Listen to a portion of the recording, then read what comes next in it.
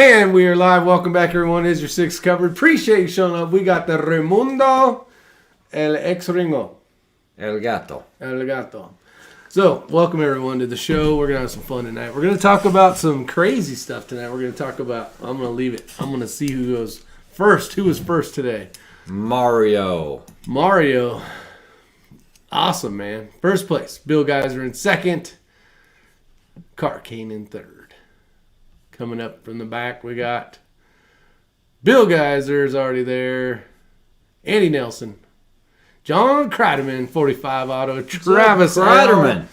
What up, Mr. Kreiderman? I actually just talked to old Kreiderman a few minutes ago. He calls you. He didn't call me. Yeah, you know. He's got to say hi. What's up, Brian T? Brian T's out there. We got Simon out there. What the hell he says? Pure Leaf Sweet Tea. Oh, somebody asked already. They want to know who the big sponsor of the day is. That's not really a sponsor, but damn good. Sweet tea. So, who are you drinking tonight? We got a Diet Coke and a Yeti. Other Tim Davis. Keep it nice and cold. Crazy gearheads out there. Lance. What's up, Brian Duchesne? Doug B. Brian Duchesne. Ghost Rider. Yeah, USA. Big country. There he is. There's big country. Robert Warren. Welcome. We'll wait a few minutes for everybody to pour in here. And we'll have some fun. I think you guys might have some fun with this tonight. It's going to be a little fun. We got a few new names out there. How do we say that? Chris wins it. Present. Proud to racing. How you doing? What's up, James Smith? James Smith's out there. We got Brooks. Brooks out there. Chris wins. Killer data. The sweet tea gets skunky after a while. It doesn't sit around long enough to get No, it skunky. doesn't. It doesn't. These things go down smooth. I can tell you, Diet Coke will usually go bad. No, this is actually a true Yeti. As I drop it on the computer, I have the other one. The what is it, like RDTI or something like that? RTIC. RTIC. That thing works awesome, guys. Yeah, they're the same. Josh gave me that for you guys look scary Christmas in the present. dark. Scary. El Gato Grande is out there, my buddy from California. Sig Boy. Ricky Bobby. Damn it, boy. What's up, Joaquin? Oh, William Nas out there. So what are we talking about tonight?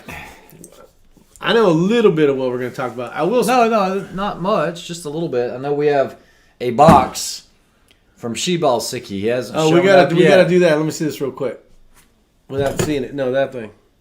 All right. So in here is a pretty cool thing. We're going to talk about it. Looks like I'm doing powder to people. Yeah. But it's going to be fun. What up, Ronald Wilson? Joaquin Jack Nava. Has he shown up yet? No, not yet. Okay, we got to wait. We got to wait on opening that package again then. Not again as we opened it already, but DW says Walker earmuffs have come out with a clip-on two-way radio. Oh, that's nice. Right. El Gato's in Florida right now. He's all the way right here in Florida, and he doesn't want to come visit me. What the hell?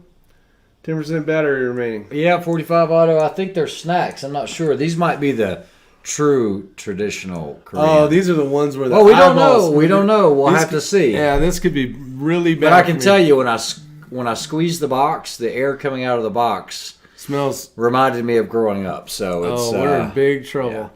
What's those chips called again with the little fish? I don't know. We'll just have to see. Hopefully those are minutes. I don't want to eat those damn things. Nancy Mink, what is going on? Welcome to the show. Lance Hawley.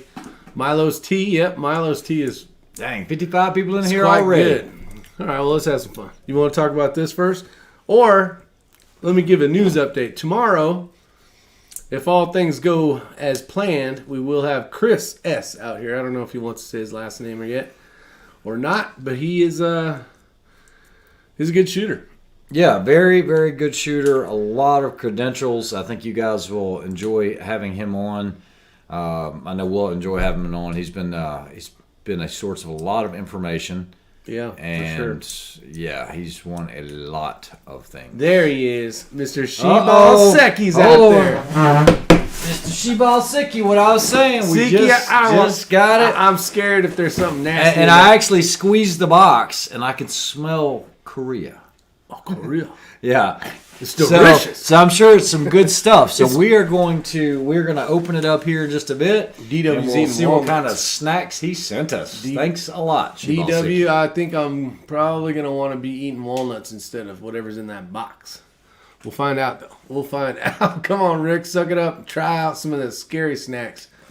I will do that. I got enough sweet tea here to wash anything down. Wash anything down. And if that's not enough, I got more of these sitting upstairs. All right, so the thing that was in my hand, right? I think you should just go ahead and Well, I don't even know if it's something they're interested in, but if you guys ever see any wall hangers or anything like that look like this. Yeah. Anybody know what that is? It's anyone a cool wall hanger. Anyone? Let's see. Let's see if anybody see what answers. Lance, welcome to the show. Fermented cabbage, I hope not, my friend. Hopefully not. Is it Korea or Koreatown? Koreatown. Driving home from shooting my 308 shot, a quarter-inch Howa 1500 26 Heaven Barrel, my new trainer rifle. Very nice, Brian. That's a lot of trainer. Brian, did you ever figure out that scope? I know you were tossing and turning between a few scopes. I don't know if you Somebody said trouble. What the hell is that? Magnet, Sear. All right, so she Balsicki, yeah, he's right on. He's a smart dude, man. So this is a Sear. If you guys don't know what a Sear looks like or ever see one of these, I know somebody's going to comment and say, oh, you can 3D print that. Guys, a 3D printed auto Sear, and this is completely legal. I will show you more on this in just a moment. Looking on my phone, can't see something that small. The 3D printed ones, guys, if you have an FFL or manufacturer's license and you make one, a 3D printed Sear won't work, okay? It'll work for about a couple shots. Yeah, and you're going to have a completely unreliable weapon. Now, one like this that is registered with NFA, the last one I saw actually went for... hold on to your britches here. Hold on to your britches. This one right here actually went for $28,000. Are you kidding me? No, I'm not kidding you. Ooh, good Lord, that's a lot of money. So be careful. Oh, that wall hanger. This is not a wall hanger device. This was actually machined by me. This was actually made on a wire EDM. This is as good as it gets. It's badass. This is Form 2'd. This is actually what lives in the trunk monkey. So basically... what it does is, if you're not familiar with AR-15s or machine guns or anything like that, there's a couple different options out there. We're talking about legal ways. I'm not telling you how to do anything illegal or unlawful. Illegal. I'm showing you something very lawful. I have drove 56 in a 55 though one time. It's actually lasered and serial numbered on the bottom right here. I'm going to cover up the name of the company, but because I actually made it. Tim Davis says, "Mother sweet Jesus." Mother sweet Jesus. Yeah, it's expensive. So like with a machine gun, we can't use it. You've got all those notes on it. What? The whiteboard of knowledge. Dun dun dun. Okay, I just go ahead and cover your stuff. I mean, I don't need to cover anything. Cover what you need to right there. No, that's good. I was just gonna say it, but he's not out there. Joe, a reminder. Joe M. that won the weather station thing yesterday. Was it yesterday? Yeah, I think so. We sent that out today, so should be in the mail, my friend. The Echo trigger comes close and legal. Yeah, it comes close. It comes close, but nothing's like the real happy switches on them. All right, here you go. You have Zamaka. All right, so the board of knowledge is out. The board of knowledge. So make sure we don't have too much. Get my damn head out of the way. All right, so we're just gonna say this is a lower receiver here, and we're gonna pretend you have your hammer pin. Can they see that? They can't see that. They can't see that. Oh. Don't. Let me get the light right. Here, let me go like this. Now you can write. All right. I'll get the angle. Okay, you get the angle.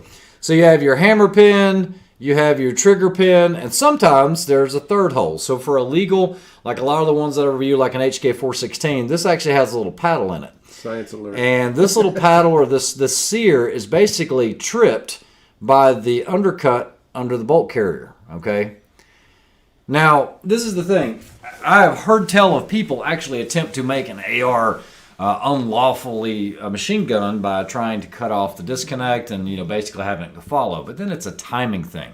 And what ends up happening is the hammer ends up following the bolt carrier too quickly, and so it won't work.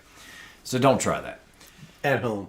Oh, there's Joe M right there. What's up, Joe M? Joe M, it's on its way. Sent out today, buddy. Big Johnson Guns and Gears out there. What the hell? Rare breed trigger. Yeah. Rare breed triggers, that other one that's got the whiteout, or it's got the reset on it, which works really well. So basically, that's one way to do it. And then there's another item that's called a lightning link. Now, if you can get a fully registered transferable lightning link, hold on. Lightning link. I've never heard of that. We're getting some uncharted territories. Okay, a lightning link is just basically a Dusty piece Rhodes. of bent metal like this. And it will work decently well. A true lightning link, if it's Now, is that registered, illegal to own? if it's fully transferable, it's legal to own. That thing is. Yeah, but it costs about $15,000 if it was registered or so. I think that's actually cheap for one. That little L bracket looking thing? Yeah, a little piece of stamped sheet Shit, I metal. could go to Home Depot and... So there's another way to do it, and that's with an auto sear like this. Now, this is actually, like I said, it's hardened. This is wire EDM cut. You guys can see the spring there moving, and this actually sits in the lower receiver. This one's actually, when I did it, this is machined out perfectly. It'll fit in any AR, and you can tighten it up. But, like I said, that's actually a post sample that was made on a Form 2. And the only way I can actually sell that would be to another dealer with a law letter or the registered coat hanger wire. Yeah, guys, we're trying to talk about something literally. I know there's workaways, Legal. Legal and things that function 100%, and this does. Okay, as long as it's a good quality lower and you have a whole lot of money. Well, no, I mean, I can make this in an hour. But you have to have the license and the Form 2 and do all that other stuff the right way. Correct. So, can you hand me that cap? Heck yeah. So, basically, in order for that to work, what you have to do is you have to have an M16 bolt carrier group. You're going to have a M16 hammer or a hammer with a hook on the backside, because that's actually what this is going to catch. So, when you do the reset. I'm getting out of here for ATF. It's okay if ATF shows up. ATF knows I have this. This is a registered piece. Yeah. So it is completely legal. There's nothing illegal about this. It's like, talking about... as long as you've got the permitting and the paperwork, you're good to go. It's like talking about a suppressor, just telling you how it works. Yeah, just talking about it like a suppressor. It's not illegal to own. You just have to have the proper paperwork. And, this one's radiused in the back, so it fits in there really well, doesn't slop around. But basically, like I said, this is tripped by the top of the... Now, I know the answer to that. carrier. I know the answer to this, but could you Yeah. just put that in any AR-15 and it would turn into a full auto? It would, as long as you had a full auto trigger, hammer, and M16 bolt carrier group, which are not unlawful to own. Yeah, so you can have all of those pieces, but not that unless you're You better not have registered. this. You better not have this. And, I would never, ever recommend ordering from the wall hanger guy or whatever, because there's going to be a register of there's that. an alarm. You're just setting yourself up for trouble. Yeah, I can't sell this at all. This can only be sold to another dealer with a post-sample letter. Yeah. Okay, that's it. That's the only way it can be done. Rick is actually starting to get very, very sharp on the whole transfers. Actually, you did a ton of transfers today. Man, I did a bunch today. He's done Form 2s. I got a bunch to do tomorrow. Yeah, so he's learning how to do the whole e-file thing and everything else from the manufacturing side. So I it's will pretty tell cool. you that the electronic version of that is so much faster, like you said, than mailing something. Yeah. But it crashes a lot. It does. It is a You get almost all the way done. Damn camera. And then it just... Then you got to start all over. Yeah. Which is no fun. Yeah, DW, like he says, almost all of his rifles have full auto rated bolt carrier groups, as most of them do, and most are sold that way. But you'd still have to have those other components to make it work. Yeah. The other thing is... You don't need the third hull, though. That's cool. No, you don't have to have the third hull. The other thing you need to realize is barrel length, back pressure from suppressors can change your cyclic rate. So that's one of those things you have to play around with bolt carrier, or not bolt carrier groups, but buffers. things like that. So like on the Trunk Monkey, which I can't show you, it's right here. GGW, yeah, probably not. What's this? He says, I'm assuming not available in California. No, probably. Yeah, you can't even have a damn suppressor in California. Yeah. Unfortunately. John Well, but dealers can. They can, and a Yeah. lot of those guys are dealers in movie kind of like... Correct. Yeah, we A lot don't of want the to say his name, but... No, I'm just saying movie people that make movies and all that stuff. Ramsey Country. Yeah, John Simonelli, what makes it so expensive is anything pre-May 1984, whatever was in the NFA registry made it into the registry. So those cannot be remade again. It is what it is, and there's a very limited number of those out there, and a lot of those are rudimentary. A lot of them work about half the time, but it can go from one rifle to another, and that's the beauty of them, is that they're not registered to one specific thing. You know, and a machine gun has no restrictions. I mean, you could have a 6-inch barrel, you could have a 18-inch barrel, doesn't matter what kind of stock or forward grip or anything like that. Whatever you want. Doesn't matter. So yeah, that's what that is. I thought you guys might be interested in seeing that, or at least seeing how it works. It's just very simple. But what's out there? What's that thing I saw today? The wire thing, the thing that cut this. Okay, so basically, I showed Rick what wire EDM is. That thing they was have plunge amazing. EDMs, and he didn't understand the process, but basically an electronic discharge machine and how it works, and you're cutting underwater, and he had never seen one before, so it was actually pretty cool. Did you see how nice this was blasted? I was trying to get Rick to have some time. He thought it was pre-86. Yeah, that one. No. This one is not. This one, it might be pre-86. This one is post. It's a post sample. Pre-May 86 or whatever it is. Sorry. So Rick's been playing around with the blaster, not with a whole lot, but messing around a little bit. And then so today we had him, because he's been using a different media. And then today I had him messing around with some different, like aluminum oxide and glass bead, and just seeing the difference in the finishes. And in the beginning, it was like, I don't see a difference. It looks the same. I couldn't see a difference. I'm like, man, my eyes are getting bad. Yeah. Those bigger ones though than the ones in the office. Oh yeah. They're so much easier to see. Yeah, we have little small ones for the suppressors because I don't need big, huge. Monsters in there. Yeah, you could put half. So we put them on some monster machines. Half today. a person in one of these things. Pecan blaster. Yeah. Someone had asked a question earlier. DW, the blue wrench is for admin privileges, and that has to be assigned. And I don't know who does that, but I'll get you on the next time when I'm on StreamYard tonight. When I get it back on YouTube, DW, you're going to have yourself a wrench.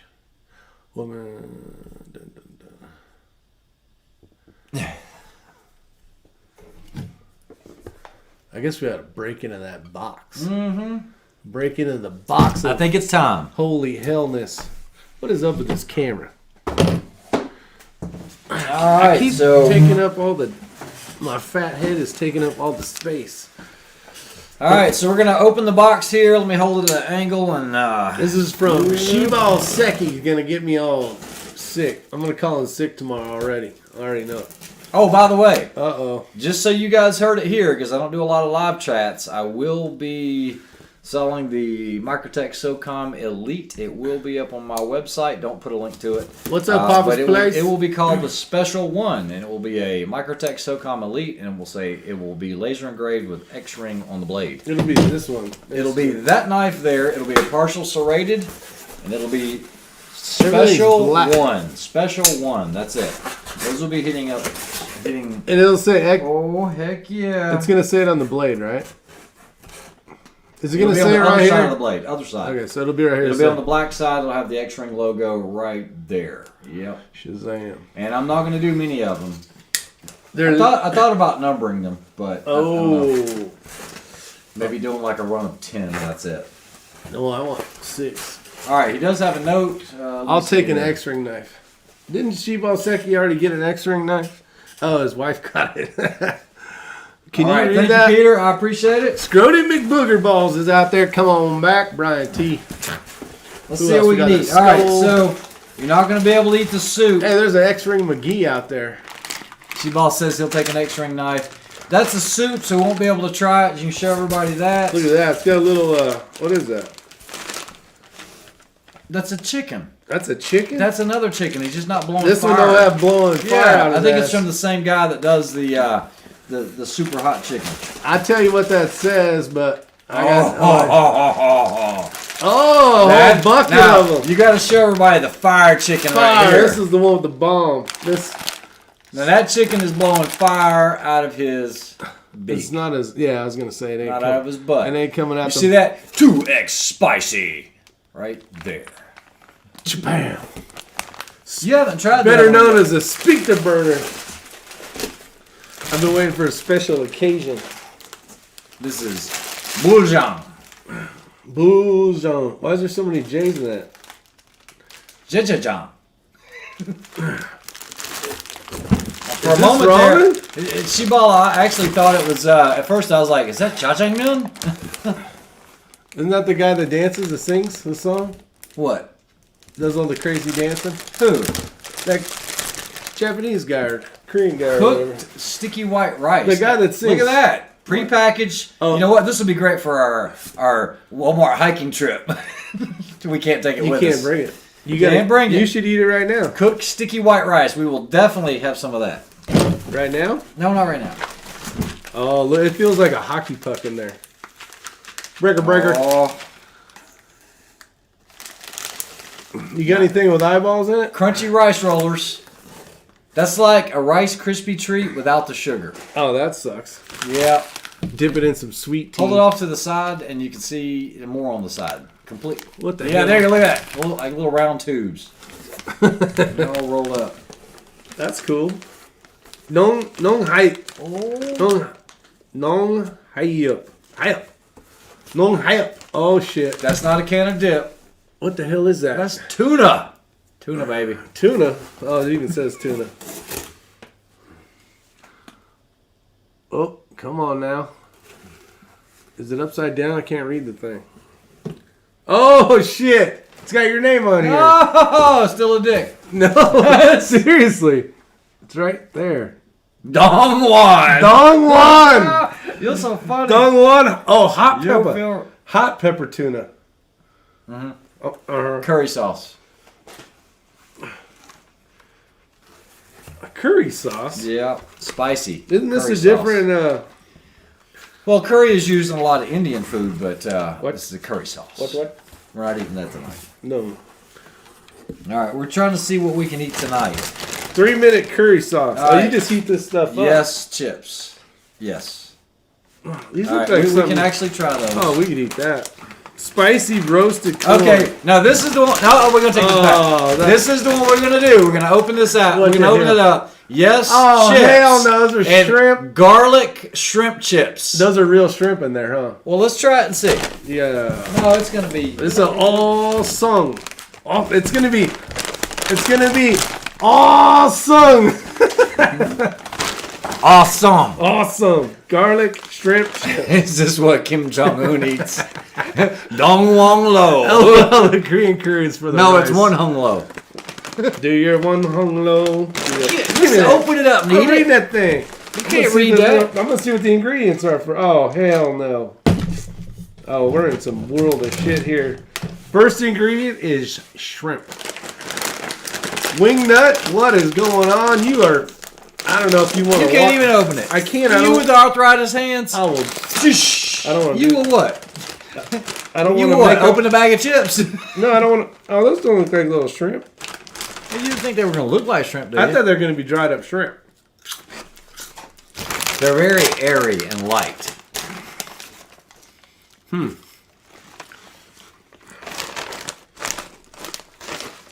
Take a bet. Who will puke first? No, I can eat that whole bag. They ain't bad. They're actually really good. It's kind of like a Funyun. No, it's a very soft Funyun. And they're very airy. I'm trying to give an idea of what it's like. It could be. Oh, It's like seafood in a bag. there's the Maui chip one that's like a Funyun, but it's not. Radiated shrimp from North Korea. No shit. A couple days ago, these things were swimming around, minding their own business. No, that's just squeezing the juice out of the shrimp. Use it elsewhere. You like these, don't you? They're not bad. At least there ain't no eyeballs looking at me. Shrimp pork skins. Crazy Garrett says he's been to China a bunch of times for work. Shrimp flavored air pops. Yeah, pretty Eating much. some questionable foods most. What's up, Big Johnson? Big Johnson. Like shipping popcorn. Kind of. Yeah, exactly. Actually, yeah. Very similar. It's got a flavor, though. Simon Klein says Microtech. Microjet. Yeah, it says, Carcane says Costco has like half the things you got. Yeah, no doubt about it. I mean, Korean foods, they're starting to become more popular. There's a lot of people. Does it First rule, X-Ring Maji. X-Ring Maji. All right, first rule of Asian foods. Don't ask, just toss it down. Slap it it's down. Good. Eat more. If not, move on. I'm really surprised. Rick doesn't like kimchi at all. He doesn't like it. There's so many better things out there, like sweet tea. Ray, how much is too much for factory brass growing after one firing? Depends what round it is, probably. That's hard to say. First rule is...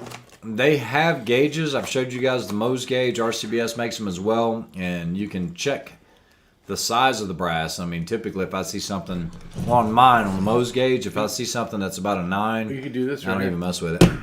Couldn't you use this? Somebody said you need to boil your ramen in sweet tea. Done that. I've been making some badass ramen lately. So those the ones Shiboseki gave me. Yeah.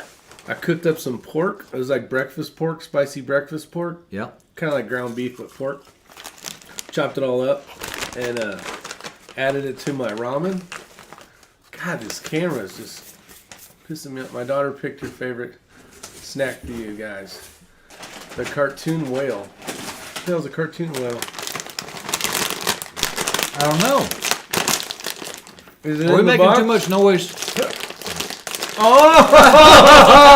You're a Shit dick. dogger! I didn't want it to go everywhere. Oh, I didn't want it to go everywhere. I have shrimp grease on my hands. Yeah. You want me to open that for you? I'll try this. I got it. Okay, so these are Yes Chips Spicy. So I like spicy. Yes Chips Spicy Corn. Is it the same, like, kind of material? Ray, tell us your favorite shooting. It was in Compton. You mean like shootout, or are you talking about shooting as a type of competition? Whoa, these are different. I like that. Which one do you like better? I need one more. I know, I need more of those. Yeah, these are actually really good. Well, they're good, but I ate way too much ramen in lockup. I don't eat it anymore. I like the texture of. I don't know what's in this one. What's the first ingredient? Corn. I picked up a bag of animal crackers today. Anything like that? No, doesn't taste anything like that. No, these are actually good. They're both good. I like the flavor of those better. Do you really? These are actually really good. I like spicy food. Shooting bag. Oh, favorite shooting bag. Okay, so Nancy, that's a great question. I know these guys might be a little tired of it, but we keep changing, going back and forth. I will tell you that I'm really trying to make it very simple and just go with one bag for the majority of the shooting. I know that over the last weekend, the only bag that I really used was the Game Changer, and it was a waxed canvas Game Changer. I did let Mini X use the Coltac bag with the X-Rail plate from Area 419. There was a stage. You guys didn't get to see it. It was a very tough stage. I still got to put the damn thing. But you had to take a tire, lift it up, shoot off of it, rotate it 90 degrees, shoot off of it, lay it down, shoot off of it. That was the stage.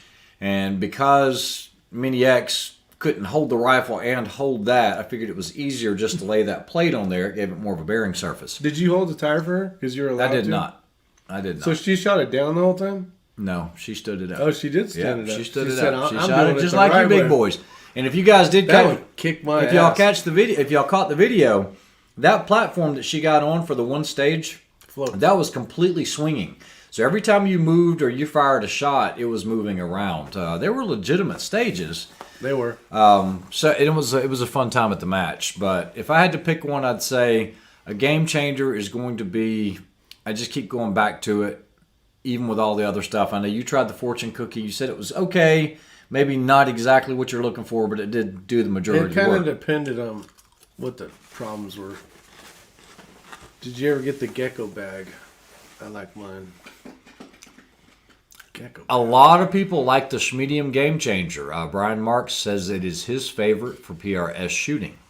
Big Johnson, I did not get the gecko bag. I took an inventory and I have way too many bags. So many bags that I have this big bag duffel bag that holds all the bags. That holds all the bags. And by the time you put all the bags in there, you can't even pick it up hardly. I mean, the thing probably weighs 70 pounds. Well, that's the problem. I got another 5 bags upstairs.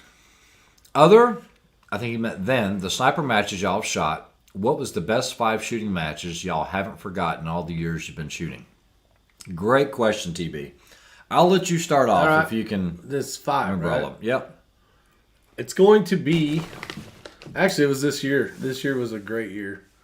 Did the PRC, which is the Hornady Precision PRC. Why did that one leave such an impression? Was it because it was your first one? It was because such a grand I got scale? my ass handed to me. Yes, you did. It was the first match. Learned a ton.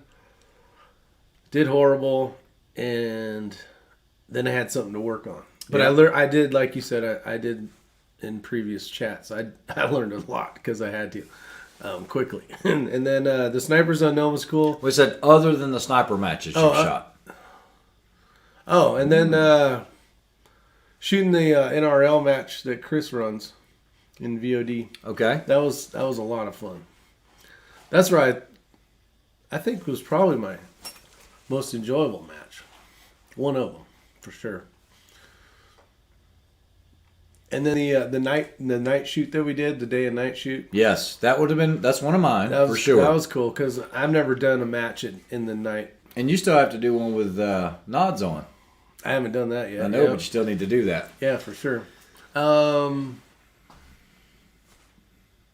Yeah, and I think if you just boil it all down, it was the first time I did all 3 of those. Yeah. That was my first NRL match.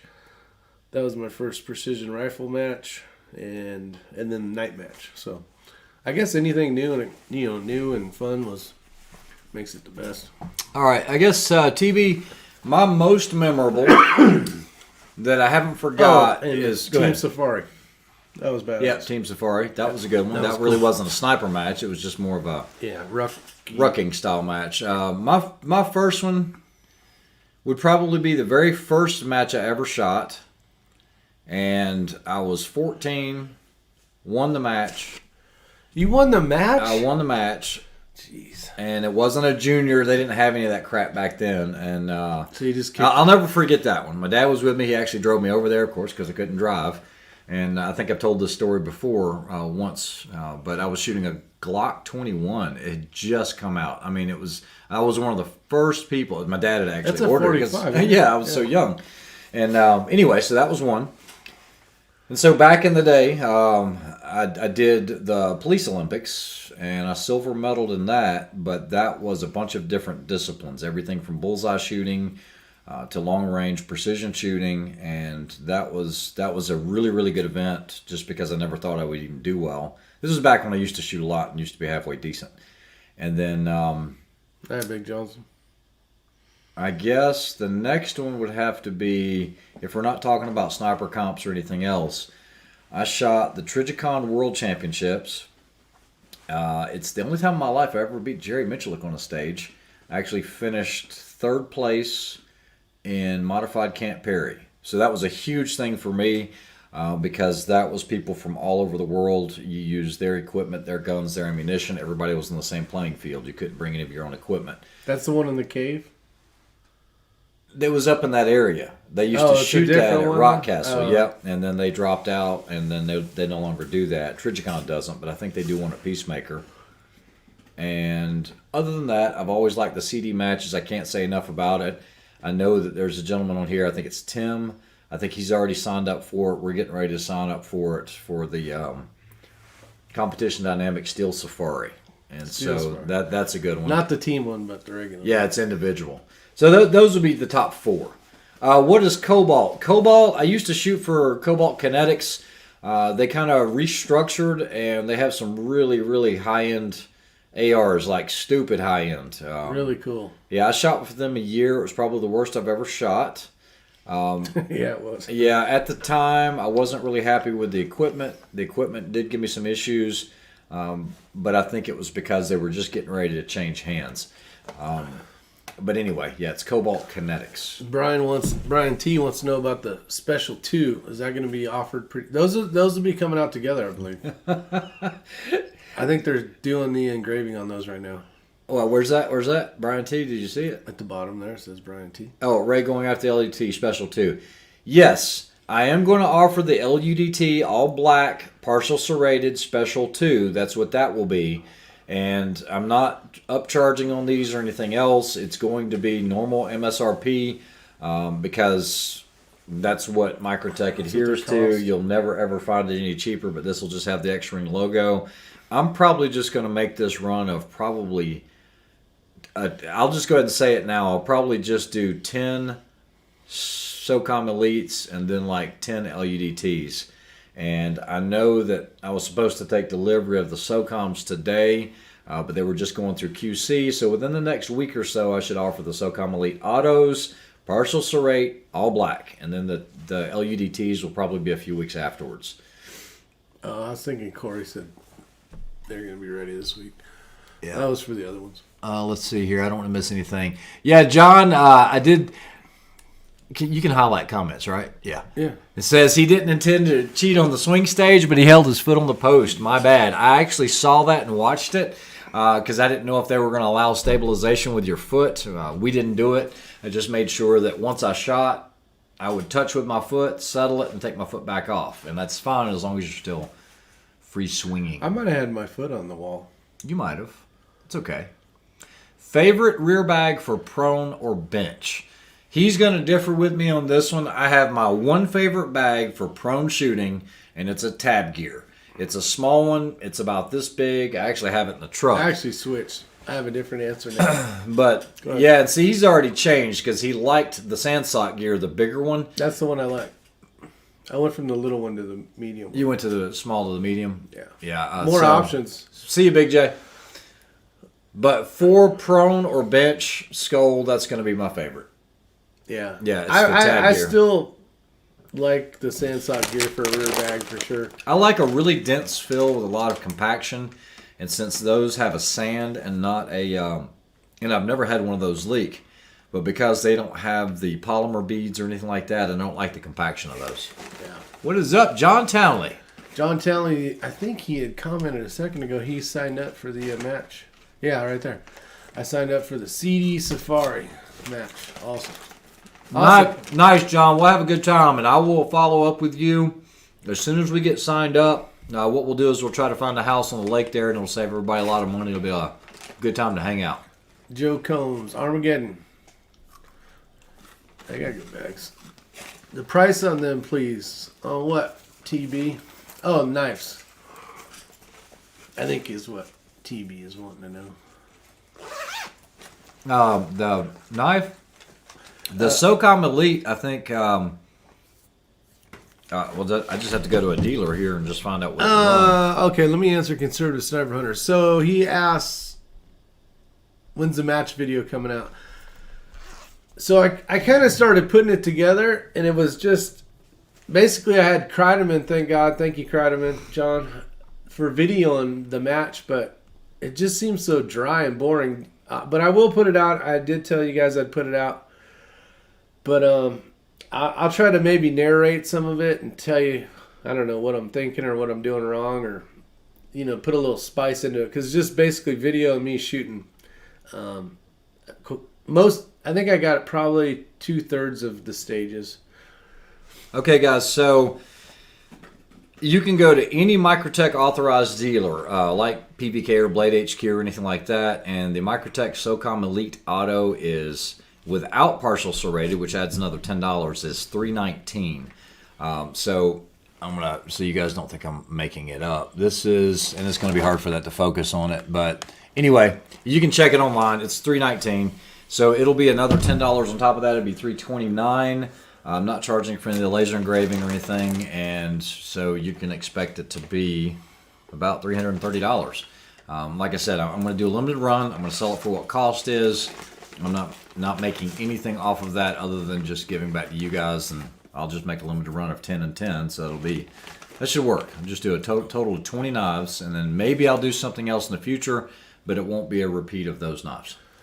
What is the, that Cobalt, what's that one that when it runs out, the mag drops? So, Chris Wisnett, I did have one of the auto mag drops. Do they still make them? They still make it. I think they've come back pretty strong with the new ownership.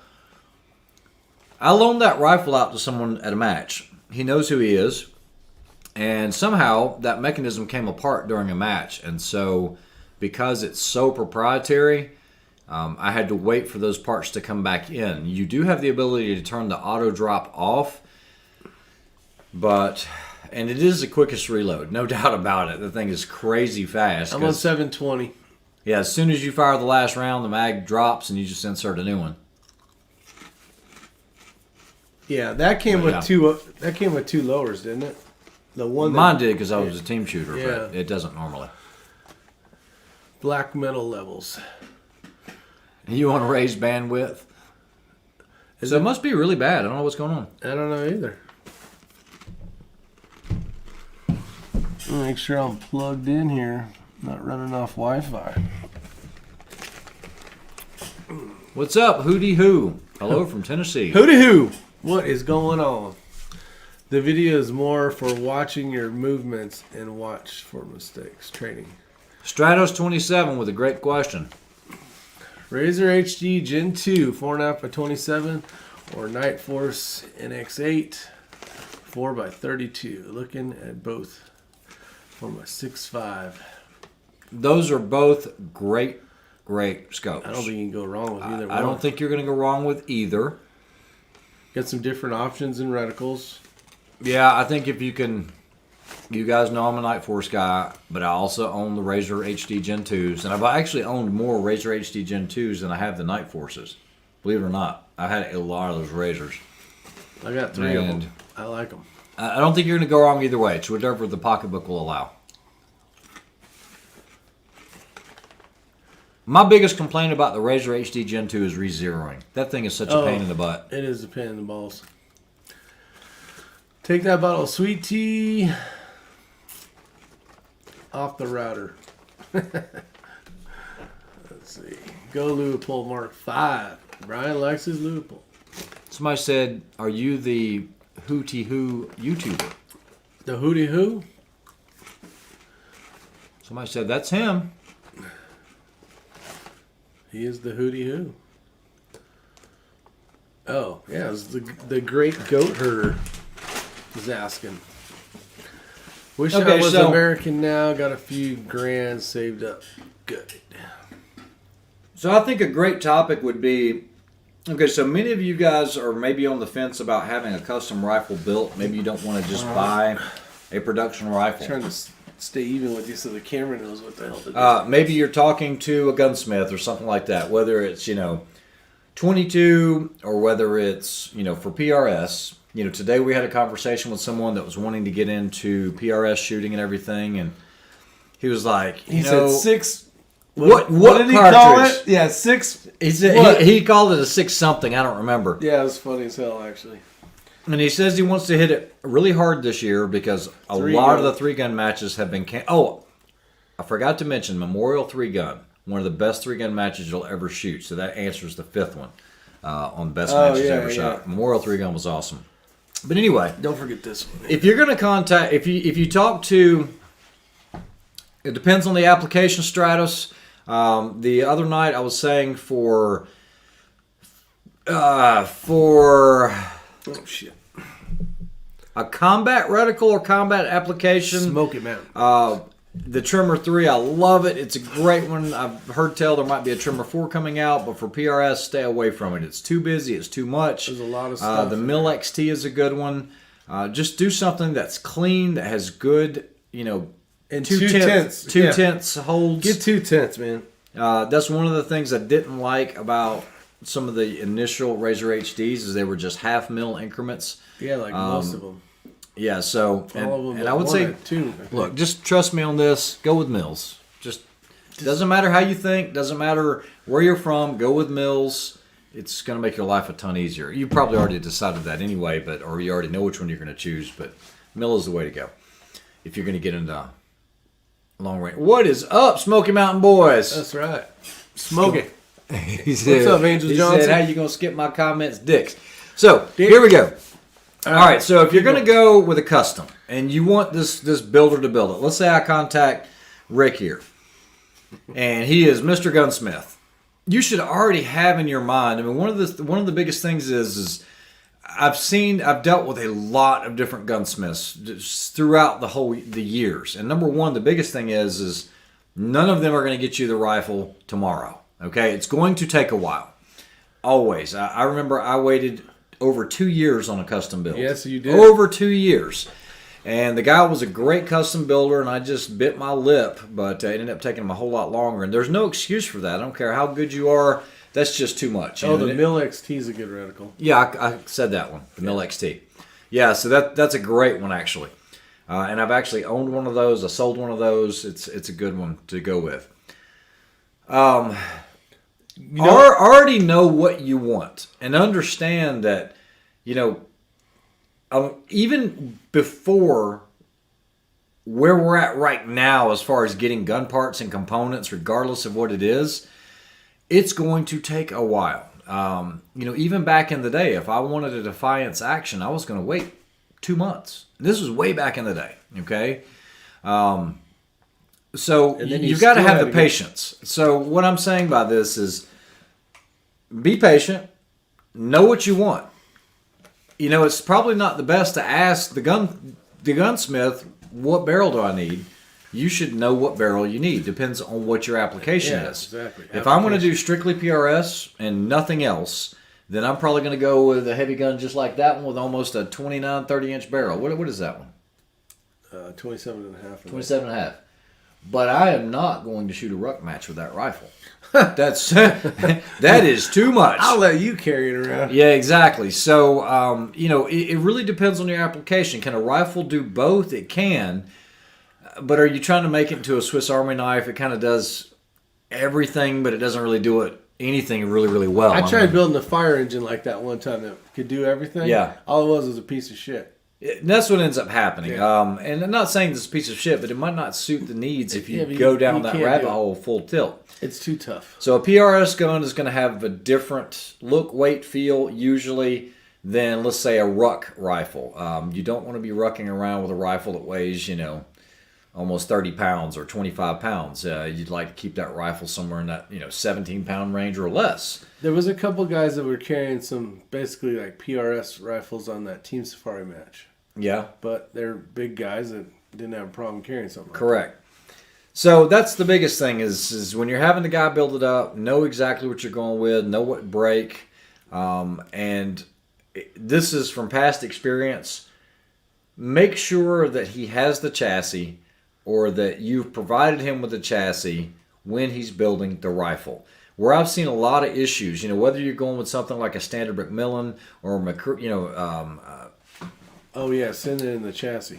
A Manners, if they're going to, let's say it's a conventional style stock that's fiberglass or something, that way they can go ahead and glass bed it in there, pillar, whatever you need to have done in there, but that way they can get the detachable box mag just right, because a lot of that requires some fitment on height, how much you're going to cut it out. So yeah, try not to piecemeal it. Know what you want, do some research on it. As far as rimfire, Mini-X did win that a big discount on one of the Zermats, and the Zermats are like $11.50 for that action. Just the action. Just the action. I don't know if it's better to go custom like that or just go ahead and go with a Voodoo. Now I know the Rim-X has its place, but you still have to buy a barrel, which is $300 to $500, $350 to $500. You got to pay the gunsmith to machine it, turn it down. You still got to get the chassis. I don't know. I would be inclined to say go with a Voodoo or a Bergara or a CZ before I went to a custom build. I am going to have that one built out for sure. That'll be nice. So I don't want to miss your. Conservative Sniper Hunter. How long did it take for Kenny to build my rifle? That is a good question. That was a while ago. I want to say it was 2 months, maybe. Yeah, and Matt's actually took a little longer than that. You got to remember, he wasn't just building your rifle; he's building a ton of other rifles. Well, that was the problem. We put a video out. And how good our riflers, and then people started ordering, and then it slowed everything down. So and I can't say anything bad about Kenny. Kenny built a great rifle for me, and then I think there was one issue with Matt's because he didn't have the chassis. So we had some fitness issues. It was all about not having the chassis. Yeah, and the minute you dropped it to an XLR, it was perfect. But when you put it in the chassis that was provided. That was a Manners. Yeah, it was a Manners. Then we had some issues there, and he got it all straightened out. And what's crazy is you wouldn't think that a chassis could do that because you think there's enough in there, but trust me, let them have the chassis if it's not going to be. Okay, what would your opinion be about getting a rifle built with changeable barrel lengths? Okay, so TB, you guys know that I shoot the AI as well, and I love that rifle. Well, they're not the only game in town. There's quite a few other actions now that have the quick change barrels. And you can order the pre-fits or have a gunsmith custom, cut the barrels for pre-fit. I think it's nice and offers a lot of versatility. I personally would not go with something where I think I'm going to go from long action to short action and all this. I would just pick one and stick with it. Go short action.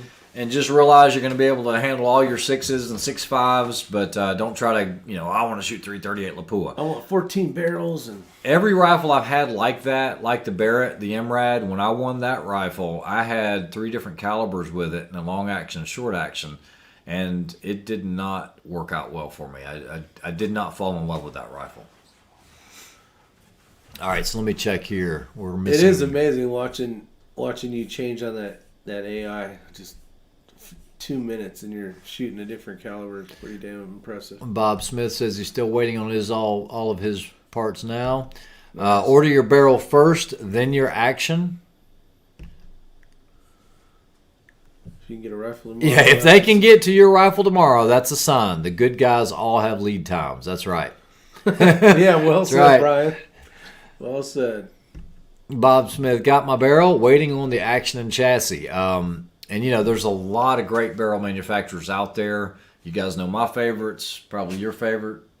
What barrel do you have in that? You have a Douglas. Yeah, Premium. Douglas Premium. I've never gotten a bad Douglas barrel. I've never got a bad Bartlein.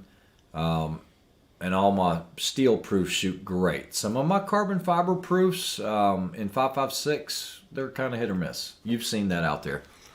Yeah. Oh, and another thing, too, when you're building a rifle, don't be building this whole PRS-style rifle and then throwing on a carbon fiber barrel and then adding 1,400 pounds of lead weights to the sides. Loophole, Mark 8, 2.5. Kenny, Desert Precision Gun builds them quick. How long did you wait for Kenny to build your rifle, Rick? I think you already answered that one. 2 months. Yeah, 3 crowns. Do your research before your build. See, and that's the thing. I came into it. I've talked to Kenny many, many, many times, right? He builds a lot of custom rifles for people, and he gets a little frustrated when people say, what should I build?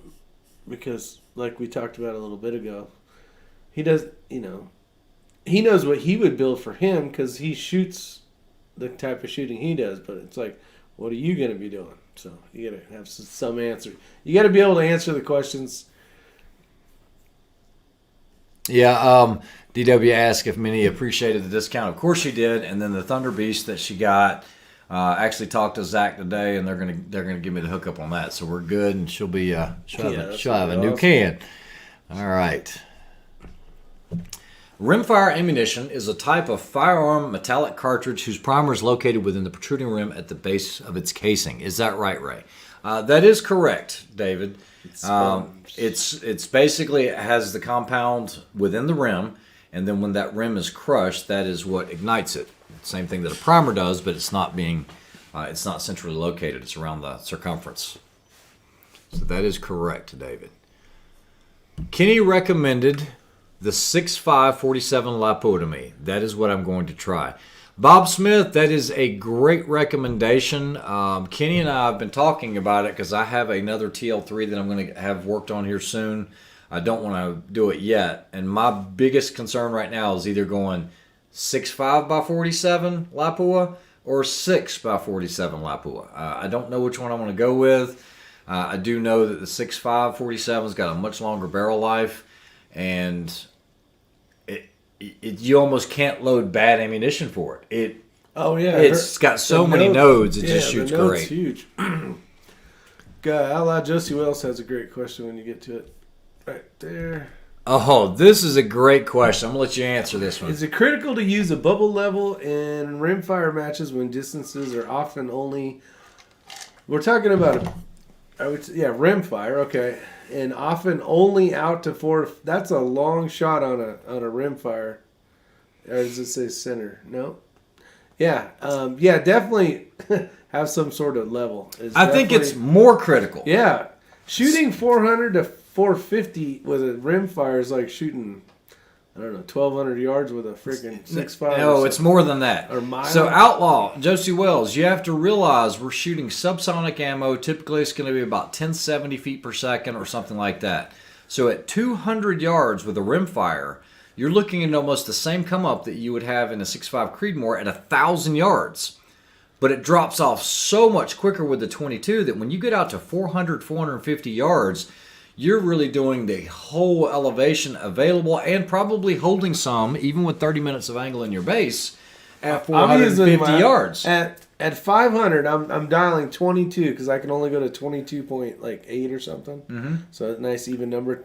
And then I have to hold 9.5, depending on where I'm at. Yeah, so you're at 30 mils. Yes. Just to do a 500-yard shot. I'm at the bottom of my freaking Christmas tree. Yeah, so just the slightest bit of error in your angle is going to put you way, way, way off target.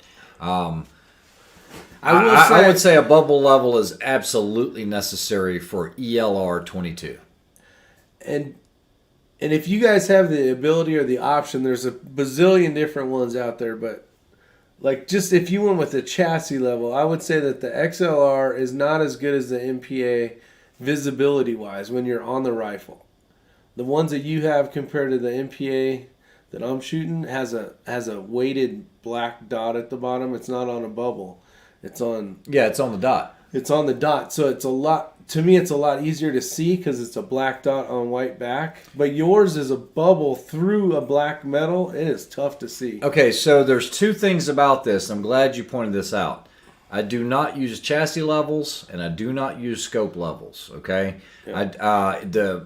Look, I'm 50 now, and yes, you are, old man. And even before I was 50, all right, when I was in my 40s, having a level right here, which is where they typically put them on a stock, it sucks. I mean, I want to be looking through here, and I'm going to try to focus on something that's 3 inches I just saw you cross-eyed from my eyeball, and then on the spurs, the spirit level is about that wide, okay? And so you see this little bubble that's just basically moving. It's horrible. I'm glad that they offered it and they put it on there, but I don't use it. I'm going to use something that's closer or closer towards the objective of the scope or further out. Where us old people can see. Or an LRA where I don't have to focus on it. That LRA, I know it's expensive, nice, guys, but it is extremely nice because you don't focus on it. And you can swap it over from every rifle. So correct. You buy one of them, you're good. Yeah. Brian T. asks a good question. Says, is the Tika production absolutely good for the first timer? Hell yeah, I got one right over there, and it's an awesome. I've never seen one that didn't shoot lights out. Yours shoots lights out. I recommended it to Kreidemann. The action is so smooth on that. Actually, Kreidemann's got one. A buddy of mine, Dino, in California, bought the left-handed version. And they're just an amazing rifle. Yeah, most custom action you can get free pre-fit barrels. This is great, but I do want to follow up on this. Hold on, let me find it. Oh, hold on. Hold on. Oh, jeez. Okay, so most custom actions, you can get pre-fit barrels. Go on Proof's website. They provide you pre-fits where it's good to go. They only do pre-fits for solid actions. Okay, so, yeah, we're not just talking about pre-fits, though, Brian. I'm talking about, someone talked about getting different barrel lengths. Well, we're talking about one where you don't need a gunsmith. You're not having to buy, receiver blocks and barrel vices and things like that. 2 screws. But you can literally take one screw out, unscrew it, and I think even Curtis has an action now that has a quick change barrel, where you literally just hand tighten it up, and just go. Or you can run the rimmage action, where you're using this basically the Savage nut on a Remington 700, and you can do that at home. Yeah, for a $30 wrench. $30. Joe Combs says his next one is 6.5 by 47 Lapua. Otter says availability is my biggest problem. Yep. Talking Rock bought the Douglas Premium Barrel. They're great barrels. Bighorn Origin Action. Hold on. Go the other way real quick. Nancy says... Will J. Chassis. J. Allen. Be back for sale now if you know. So Nancy Mink. I actually spoke with the previous owners of J. Allen, and she just told me her and her husband, started that company, and I think her name is Nancy as well.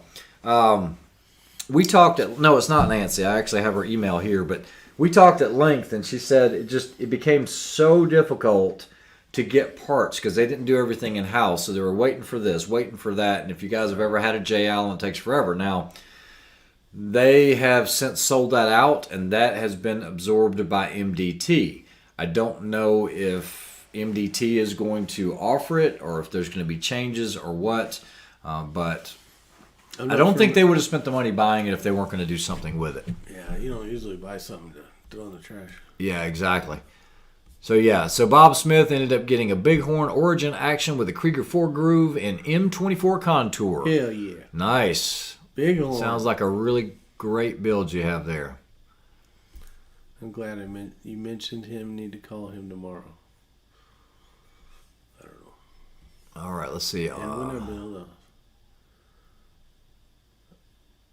Joe Combs says, and when I build, I will buy a new competition reamer and give it to a gunsmith. Yeah, and so Joe, that's great advice. Because you don't want a gunsmith that's using old tired reamers, and I've seen it before where the guy's just too cheap to have them recut. And the problem is a lot of these reamers were very difficult to get right now because so many guys were and if it's on its swamped. 50th barrel, you're not getting clean cuts and everything else. DW says, is there an age in order to own a suppressor? That's a good question. If it's part of a trust, I think you can be underage, but you'll be one of the grantees. I think you got to be 18, don't you? Yep, the Send It level, the LRA, Long Range Arms Send It level. They have two versions. John Townley, yes, you cannot use 22 Winchester Magnum, WMR, and Rimfire Precision competition. Not allowed. You can't even use 17 HMR. It is specifically 22 long rifle. I changed my whole shooting style. I used to have a gun father. Okay, so Brian Mark says he's changed his whole shooting style. I used to have the gun further out on my shoulder with my head bent over to see it, and I see this a lot. Now he's got it closer towards his collarbone with his head straight. It made a big difference. Yeah, I try to, especially with ARs, I do try to get up on the gun and get my nose close to the charging handle. That's my index point when the tip of my nose is touching the... Excuse me? I'll let you continue. All right. Hey, how are you, sir? Let's go back here and see some of these comments real quick. Okay. 6 Creedmoor or 6 Dasher for accuracy. No competition for now. We need this? Oh, gotcha. All right. We'll hold that one up 3 crowns and we'll see if we can get you an answer on that. Ask someone else what parts you should use if asked.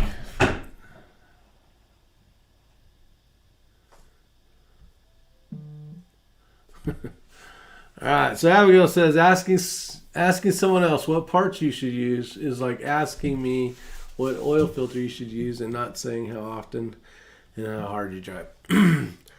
That's a tough thing. There's so many options available, and depending on what you have and what the availability is at the time that you're getting ready to build something, it makes it tough. Especially right now, it's horrible. But there's a lot of new stuff coming out.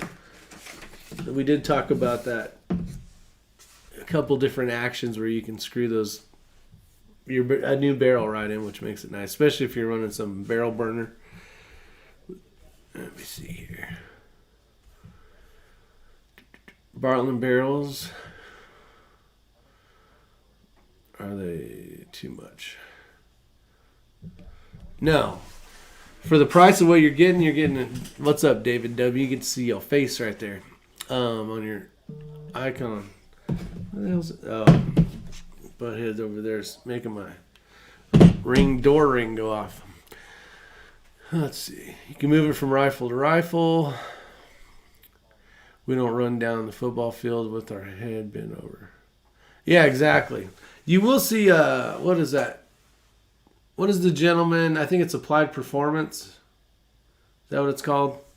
Out of South Africa. Does a lot of PR or NRL style shooting. He did a pretty good video on that a while back. Being straight on the rifle. At the end of the day, your neck feels a lot better than it does if you're crinked over all day long looking in the thing. But if you set your rifle up the way, where everything is right and in line, and you basically put your face against the rifle and you open your eye and you get a nice clear reticle, you're doing things right. But that's the problem that a lot of people do. We basically want our scope as low to the bore as possible, per se, depending on what type of school or who had taught you before. There's a lot of difference in the rise of scope heights. You want enough to clear your reticle, obviously, or not your reticle, but depending on the size.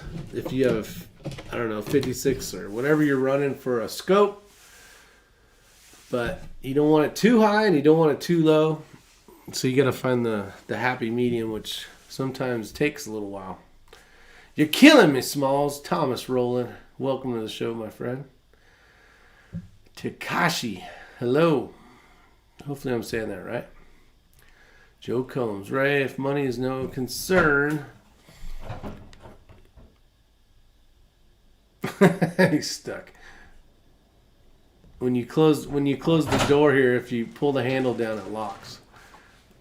Then you got to put the combo back in. All right, Ray, if money is no concern, what new chassis would you buy? I have 2 McMillans and 1 Manners, but no chassis. I would go with an XLR. Now, I won one of those when we were out at Steel Safari. Mm-hmm. And I placed the order, and it is still not ready. And that's been... What? 3... Oh, yeah, still not ready. Oh, that's what you're saying. Yeah, they're backlogged backlogged like 4 months right now. Everybody is backlogged on. Yeah, that's what he just got this weekend. He got 50% off, so 50% off, you'll end up paying about $725. And waiting 4 months. At least. Or more. Yeah. Zermatt right now is backed up 3 months. Damn. Yeah. Thunderbeast is backed up a long ways. Yeah. Well, and you got to remember, these guys are awesome because they are giving away. Everywhere we go, it seems like they're giving away at least 2 coupons. Yeah, and so back to where I left off was when I'm on a gun, I try not to crane my neck, especially with a pistol. I see a lot of newer shooters, they're kind of doing this, or they're craning their neck. Try to stay really upright and relaxed and bring it into your eye. Same way with a rifle. You just want it to be there instead of trying to get in some awkward position. The other thing, and I think this is good information. You take it for what it's worth. Maybe some of you other guys can chime in. When you set your spot weld or your cheek weld, when you get your riser, don't have it where it's dead perfect, okay?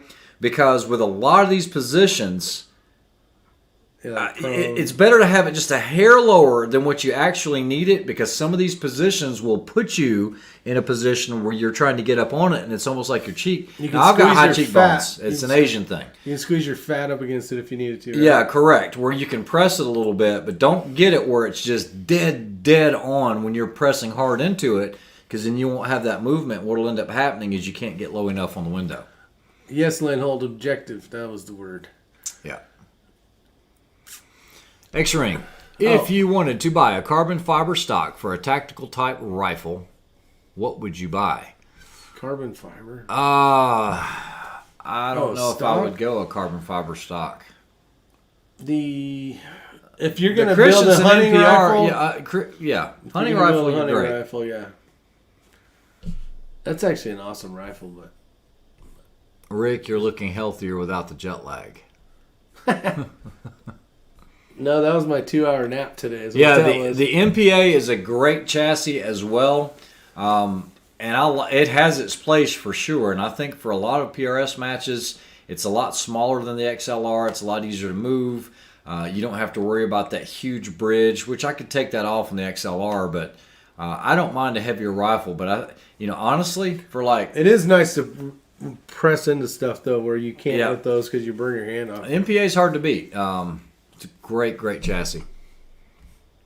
And I think they have a patented magazine adjustment system, which makes it nice for the lockup. Doug B, Asian. I thought it was Vulcan. Yeah, exactly. Got the spot going on. I'm letting it grow again. What do you think? Care. Oh, Thomas is happy with he's happy with the Oryx. What do you think of the AI ATX? Someone asked this the other night. I haven't had a chance to play around with it. I'm sure if it's got AI's name on it, it's good, but mine's serving well for now. Joe Combs, I like the look of the Manners, but you're really going to have to... They're not all drop-in prefits like that. We've had a lot of issues with it. I reviewed a couple on the channel. No cheat code on some. Yeah, but like the Manners that comes on the CZ, the 457 Precision Trainer, it needs a cheek riser on there. It really does. Talking Rock, I have not used a Brux barrel. I know that they make great barrels. I think Cortina is sponsored by them, and I think they're great, according to what he's saying. But I've never used one. I've always been a Bartlein, Douglas, Krieger, Schilling barrel guy, depending on what application I'm using it for. Remember the guy with the white chassis? I think he was shooting for Ruger. Yes, yeah, he was shooting for Ruger. What chassis is that? I had asked him. I don't know. And he had told me. I like that chassis. Yeah, Joe Combs, no, I do not bed the XLR at the lug area. I don't think you need to on any of those, do you? Well, some guys say that it helps and it takes up any little bit of slop. Doug B, the Shaw barrel. I don't know if that's the same one as ER Shaw. They make a decent barrel, but I don't know about precision rifle barrels. I can't answer that. David W says he's drunk and needs to sleep. Well, I hope you have a great evening. Have a good one, David. Take care. Have a great night. Appreciate you showing up, buddy. So the next match is coming up in 2 weeks. Hell yeah! It is at VOD. I need to practice. And I know that a lot of people need to practice. Are you going to be shooting production? Or are you going to shoot open? That's a damn great question. You don't know. I don't know officially. I think I had asked. It was already, my last one was already pre-signed up as production. I think it's showing me as production. Yeah. But I don't know.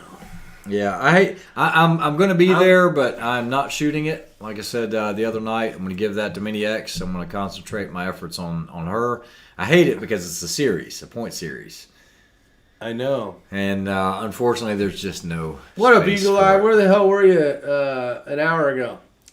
We had a lot of good rifle builder questions. So. Yeah, DW, I have seen Coda Boy's video on the BCGs. As a matter of fact, when he was learning all about the BCGs, I was telling him about a lot of that stuff, and a lot of the guys told him about it, but using the gauge blocks and the pins and everything to be able to check everything, it does make a big difference on checking them. Let's see. Ray, do you still like your send it sighted level? Sorry if you've answered this. Yes, I have quite a few of them. because I got tired of moving them around. I think I own I know I need one more. 3 or more right now. I love it. Yeah. Roscoe barrels are hard to beat for the money. They're great. I've shot mine out to 1,000. Yeah, John Townley, Roscoe barrels are great for ARs. I was actually in talks with them to possibly start shooting their equipment. I know those guys really, really well, and they do make a great barrel, for sure. I have a couple of their barrels, actually. I have a full Roscoe build from them. The Veltor, I won that rifle from Snipers Unknown 2018 when I won it. And that thing shoot lights out. Lights out. Joe Combs, I think Rick will be the man shooting now. He is retired. He'll be shooting much more. Watch out, Ray. Shit, we've been working so much. I don't know if I can officially say I'm retired. I can say I'm retired from the fire service. We've been working hard. We've been working hard to get people like you suppressors. Don't we have some going across to some crazy country? Yeah, I just got an order in today for sending a bunch of suppressors out to Czechoslovakia. They changed the ruling. Trump actually had changed it and had lightened the restrictions on suppressor exports, making them much easier. You still have to have the licensing and everything else. B. Molly got the bad MF yesterday. Nice. Takashi, with seemingly every bolt gun shooting 1 MOA, what's the new MOA? There isn't one. If you can shoot MOA and do it consistently from different positions, that's enough to win any major match. I had Chris Way on my channel one night. We did a review, and he's all about data. I think he's cataloged 600 different targets. We need to try that. And he has some of the best shooters in the world that have submitted their targets. And he said, as of right now, I think none of them have shot MOA from the different positions. No, not from the positions. I think the best was like 2 MOA. So 1 MOA will always do it. Talking Rock's been busting my balls lately because I retired and then kept going to work. Yeah, but I have fun. Yeah, I'm having fun. I'd be sitting at home waiting to have fun, so I have fun all day. Czech Republic. Yep. Otter asked about the new first temperature insensitive ball powder, the Stay Ball Creedmoor class powder. I actually have an 8-pound jug of that was given to me by one of my sponsors, and I haven't had a chance to use it. So I don't know. I've heard good things, but I haven't used it. We haven't had a chance to do any reload. No, we haven't done any center. Yeah, Czech Republic. Yeah, that's what I meant to say. Trump should have the NFA on the way out the door. Yeah, he should have. That would have been cool. What's the difference between production and open? Price of the rifle and equipment. Yeah. TV had a good question. Oh. Specifically it's this. It is, you can't change the chassis. Nope.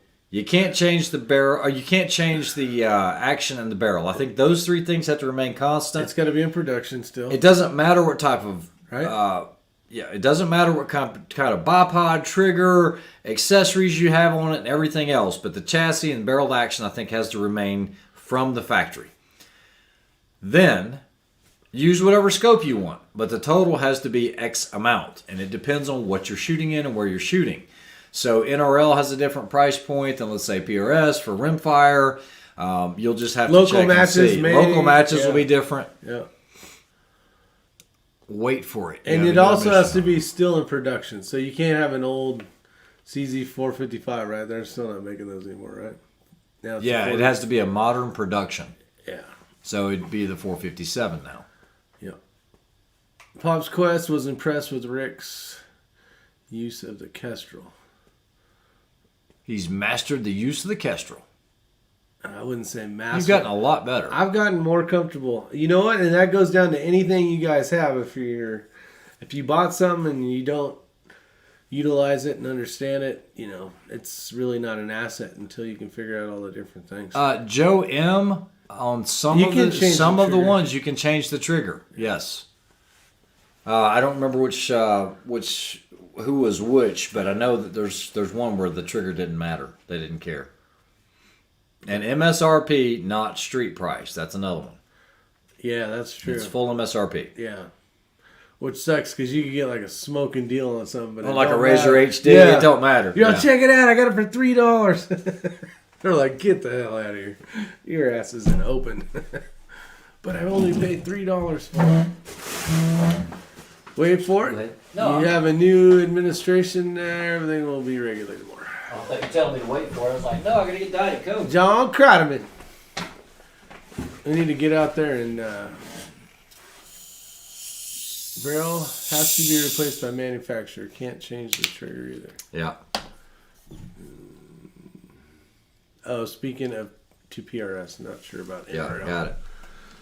Copy that. That's why I put some caveats in there. It just depends. So here's another good example, like the match out at VOD. Even though it's the PRS series for Rimfire, I think it was 15. Oh. But then I've seen 1050 for NRL for production, and so this is Rimfire. But the same's going to apply towards Centerfire. But there's going to be some differences between the different leagues or matches.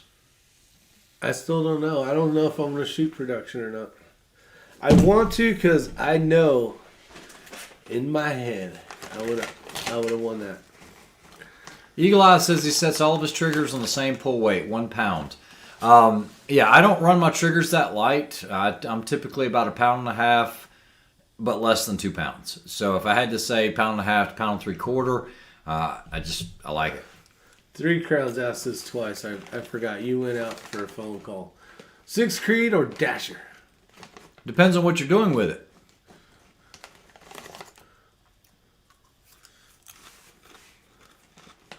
What's the new 5700 Elite X? It's just a newer Kestrel with a faster processor. And it's a couple $100 more.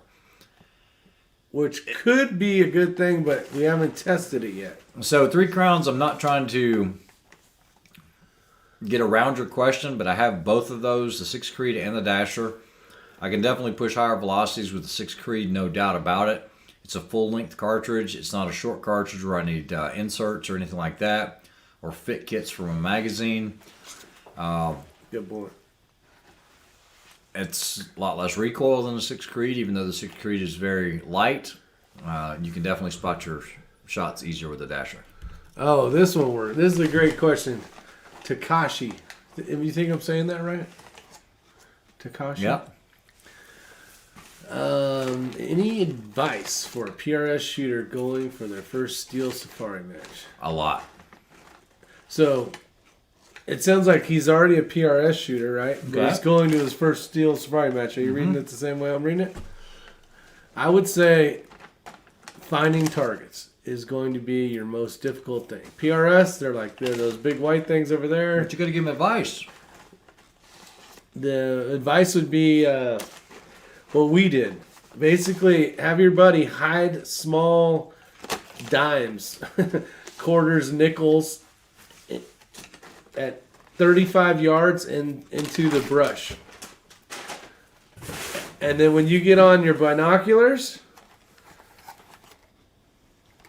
I was saving the best for last. I didn't even show you these. When you get on your binoculars, try to find those. Now, you may think that's, I don't know, sounds weird or whatever. I'm just coming up with this. But this is a way that we had practiced. But way months before we actually went to the match. And I think if I would have done that more, we had different targets. We had the little silhouette targets. And I told you that was going to be the hardest part of the match for you. Yes, and it was. And it was absolutely. So make sure you have a good set of binos. I was going to say with range finding capabilities like the SIGs or something. Because as soon as you find the target, you need to be able to range it. Because if you're doing this, you find it, and then you go to grab your rangefinder, you're like, shit, where'd it go? Yeah, and there's something else I'm going to tell you. Your very first Steel Safari, or your very first Team Steel Safari, you will not do as well as other people or as other teams. No, you won't. Because some of the targets you'll never find, okay? And someone's going to have to tell you, well, the target is over there. And you're like, there's no freaking way I would have ever seen that. How did you know it was there? Oh, because it was there last year. Yeah, that's... that was a straight-out answer from someone. I was like, oh, they didn't move it? He goes, no, that was in the same place it was last year. Limiting lines. You have limiting lines like this. And depending on how tight they are, can be a lot of real estate, right? But don't forget to get all the way to the ends. That's a cool kind of picture. What the hell is that? It's like a pirate with a net, and he's pulling up all kind of crustaceans. Crusty crustaceans. SpongeBob SquarePants. What does it say on it? The Asian. Persuasion. The Asian. Oh, look at that. You got a little squid they're over there crackers. off the side. Yeah, Those we getting fish ready to crackers. have some. Get you some We get fish crackers. Fish crackers. Crackers. That would be... Make sure you got a bag. Make sure you bring just the normal stuff. Oh, no. Oh, you're not going to be able on a team safari match. You're not going to be writing all that information down. What's the best range finding binoculars? Okay, so John Townley, you know I own the Leicas. Those are great. The glass smokes the SIGs. It is unbelievably clear. But it's about 3 times the cost. And I would say it's cost prohibitive for what's needed.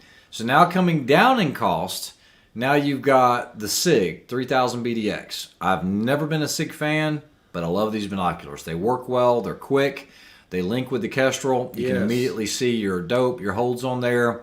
It makes it nice. You do have the Steiners as well, but now we're going that other direction. Big money. Big money, but no space. Here you go. I'm going to let you try the first ones. These look Is like... that Korean SpongeBob SquarePants? Yeah, that's what I said. SpongeBob. Now, these look like, you know, the goldfish that you get. What kind of animal are these things? I don't know. Let's see what kind of animals we have here. Oh, shit. There's all sorts of It stuff. won't be long till you boys hit the bowl. No, shoot. This is like daily. I think that's a... What is that? What are those horse fish things? Man, you can tell they're Asian because they actually do the fish right. Oh, look at that. yeah, Look at that. I mean, it stayed together. That's a mini tuna right there. This is a dolphin. These don't taste very good. Oh, check it out. That is a lobster. Either that or it's or a moose. A moose, yeah. That's it. What the hell is this one? My daughter picked them up. It was her favorite snack. Okay, these are? That's what he said. Oh. I don't know. Oh, did you have the dolphin already? This one? That's not a dolphin. That is a dolphin. Oh, Look at it. it's It's not a cashew either. Looks like a cashew. This is a dolphin, Dick. That's a different kind of dolphin. Mine's rotund.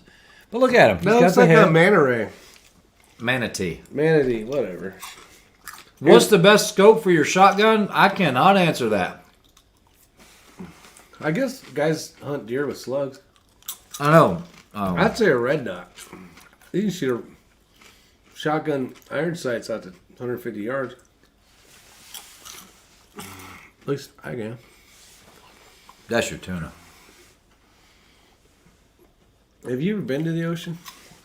I love tuna. Yep. I don't know if I'm a fan of those. I'm gonna wash it down. With What some the of hell did they pump those out from the Creepy Crawlers Gummy Factory? I tell you what, These are actually good. What's amazing is how they're not all jacked up. I know, they're like perfect. What's that one? This is the lobster. Elk. Lobster elk can. Yeah. Oh, I got a starfish. I already showed him one of those. All right, John. Not chocolate. See you, John. Rick just ate Patrick from SpongeBob. Mm-hmm. A quality 1 to 6 in your budget. John at 091077. All right, let's pick another topic. Are you now the whole shot? Are you hunting deer with the shotgun? Is that what we're doing, or why do you need what scope for? What's the scope for? A quality 1 to 6 in your budget. Charles Tiffy. Would you go 1 to 6 or would you go 1 to 4? I know in some 3-gun matches we've shot slugs out to 200 yards. On Clinton House? they were 20 inches wide and 30 inches tall, and we were making impacts of 200. People think that big old heavy piece of lead just falls quick. It does fall quick. No, but 200 is a lot of drop. Yeah, 200. Yeah, but I'm thinking like people think at 100 yards, it's like it's still basically straight up on your iron sights. Schmittenbender or Swarovski. I used to have a lot of respect for the Schmittenbenders, the S&Bs. I've kind of fallen away from them. They've fallen out of my graces. I've seen too many issues with them. If you can get an older PM2, maybe not so bad, but a lot of the new stuff I don't care for. I've used a lot of the Swarovskis. I competed primarily with the Z6i and then the Z8i when it replaced the Z6. Those have been great, but as far as any other of the Swarovski scopes, I don't know. Davey J's got a question here. I've never heard of it. BG Defense. Never heard of them. Salim, for what purpose? What's the next shooting match? That was next week, December. Holy hell. Charles Dibby, that's a great February answer. For hunting, use the Swarovski, hands down. For PRS style, neither. That is correct. Why, though? Tell us so we know. Well, they don't do like the larger knobs and everything. Well, I can't say that. Schmidt does. But the Schmidts, like I said, their quality control has went down. I've seen a lot of issues with them. Swarovski just doesn't do that type of scope. Now, they've got some new stuff now with the digital, with the drops and everything else. But as far as European scopes with the shot glass, you're going to be looking at like Collis. You'll be looking at Zero Compromise. And, you know, those are good options. But typically, you're going to see the Razor HDs. You're going to see a lot of Night Force, a lot of Razors. That's what you're typically going to see, and I'm probably missing one or two. Gotcha. I don't see a lot of Steiner scopes. I mean, I've shot a lot of the Steiners, the M5s back in the day, but I'm not a big fan of them. I think Jeremy just went with one of those, right? Steiner. Doug B. Tangent Theta. Yeah, that's also another good one, but that's about the highest end of the price point you're going to get. And Hensoldt makes some good ones, but they're expensive. I don't like their reticle choices. Type A, Grand Rapids, Michigan. Yep, Otter, they sure do. Yeah, Razor seems to be the most popular, really good scope for the money. It really is. It is hard to beat that optic. They're built like tanks, and they weigh like tanks. My sneeze must have been loud. If I was looking at spinning S&B money for PS, I'd look at the Collis. Someone tell me what consists of high-end AR. Tell me what consists of a high-end AR. Well, when it comes to a higher end AR is going to give you let's just talk about just the lower for a minute.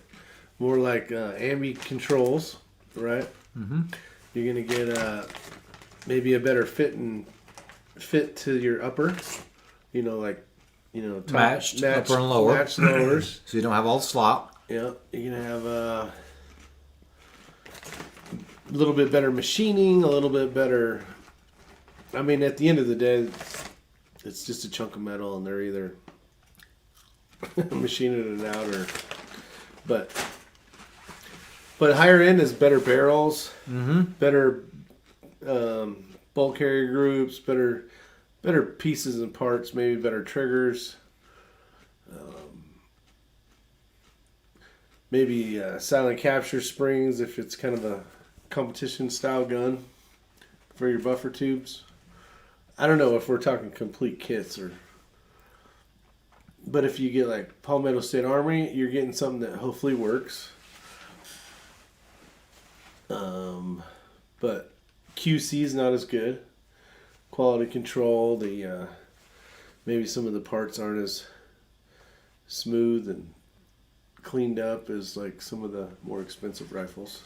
Yeah, so options. I think where this question might be going is before all this stuff happened, you could buy a good run-of-the-mill AR, something like a Ruger, the 5.56, or you could buy you know, a Palmetto State Armory Franken gun or whatever, or you could buy, I'm just trying to throw out some lower end names here, you know, $500-$600.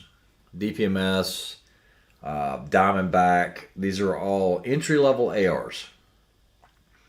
Then you can step it up and go into your Smith & Wessons, which you're going to pay a little bit more. And a lot of people say, well, why would I pay that for the Smith when I can get this? You know, the M&P Sport, great rifle. What you're going to see difference-wise is, like you said, barrels, bolts. Are they magnetic particle inspected? Are they high pressure tested? You know, HPT tested.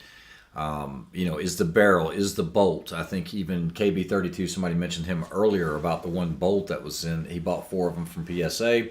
One of them didn't have any stampings on it or anything else, that it was magnetic particle inspected.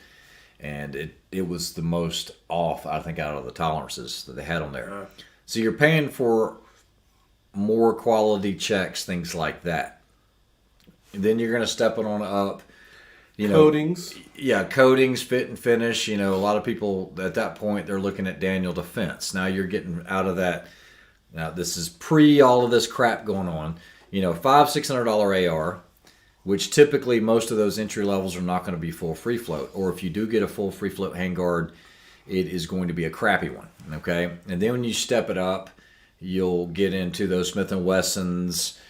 You'll get into some that mid-range stuff, you know, that's $700, $800, $900. And where you're going to start seeing there is even Smith & Wesson. Lead Star stuff. You can get into the handguards and things like that, and that'll get into that $1,000 price point. And when you start getting up, then that's when you're going to start seeing your Daniel Defenses. We're not even going to talk about Colt because they've been in and out and in and out. The Daniel Defense is a great, great AR. You're getting a lot of quality there. You're getting a good barrel. You know, they do just stuff for the military. I've never seen a bad Daniel Defense. Then you can start getting on up. Now you're going to get into these Noveskis. You're going to get into the Knights Armament. Now we're talking about, we're getting just way on up there. I didn't even mention the LWRCs, things like that. Yeah. So now you're at that 2,000 plus mark. At that point, I think your barrels are staying pretty much the same because they're all using premium barrels. Now it's going to be the fit, the finish, the durability. You know, Knights you're always going to pay more for just because it says Knights. It's good quality stuff. Names start coming into effect, right? So today, just what's stamped on there. Today, Rick had his first chance of actually messing around with 2 Knights Armament uppers. And when he found out what these uppers cost, he was like, good gosh, how much? $2,000 a piece. And that was a good deal on them. And that's just the upper. Bolt carrier group and upper. A handguard and all. What was it? I sold all of my Knights because the E2 has its own proprietary bolt. If you want that bolt, you're going to pay $4,000. And I forgot to mention the HK, the MR556. You're looking at, you know, $2,000 to $3,000 depending.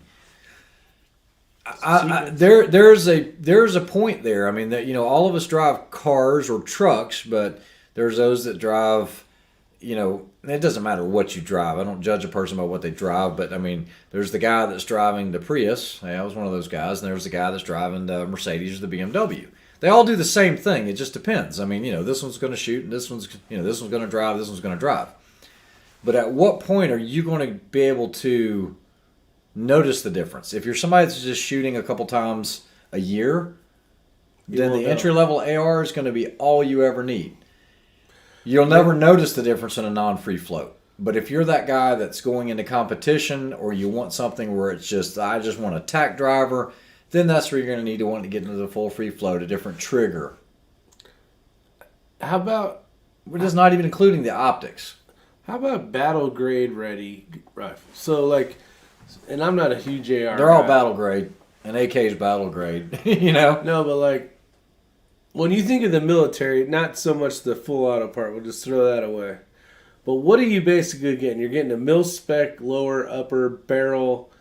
And I mean, it's not any of the cool, fancy shit. No, and it's continuity where you have interchangeable parts. So when you get into these boutique ARs, like what Rick said, when you get into these guns that have, you know, ambi lowers and this, that, and the other, the problem is you break a part or a piece, or just like I did on this one right here when I loaned it out, you're not going to be able to get that part. You can't just borrow one from your buddy.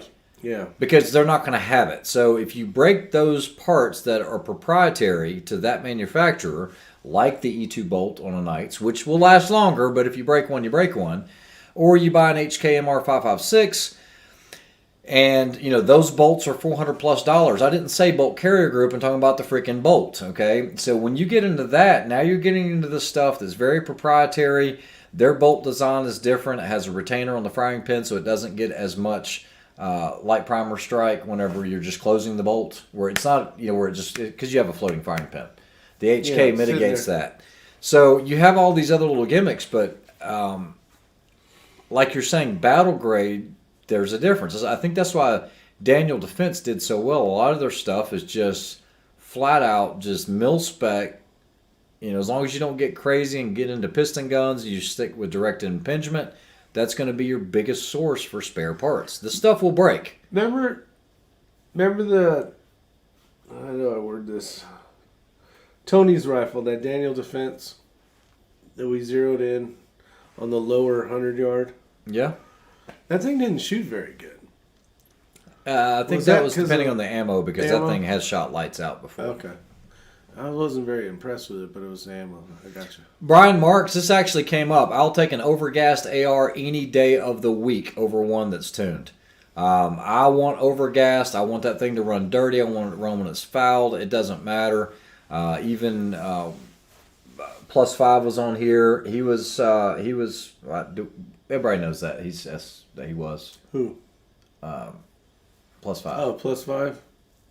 Yeah, he was special operations and overgassed every day of the week. The man driving the Prius has a different attitude than the guy driving a Lexus. Maybe, maybe not. You never know. I had a Prius. I had 2 of them, but I drive a big pickup truck too, a big diesel.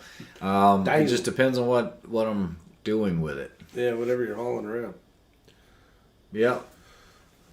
We're at 1 hour and 40 minutes of pure madness. Maybe I'm looking at it from the wrong point of view. I don't buy AR rifles. I build them. But they're not high-end to be accurate.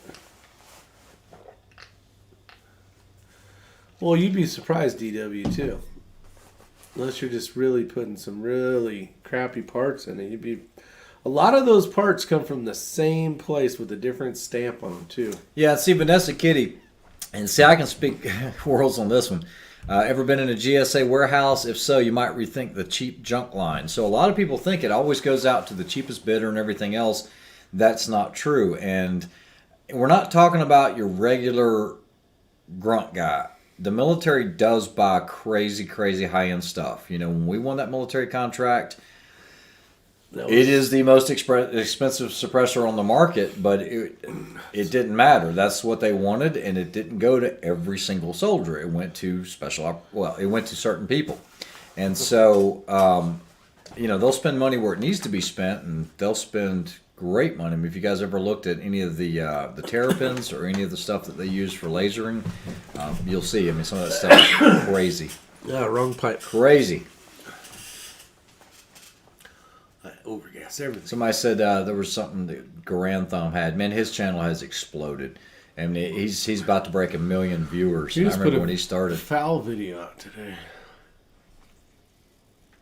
FAL. Where is it? Oh, right here.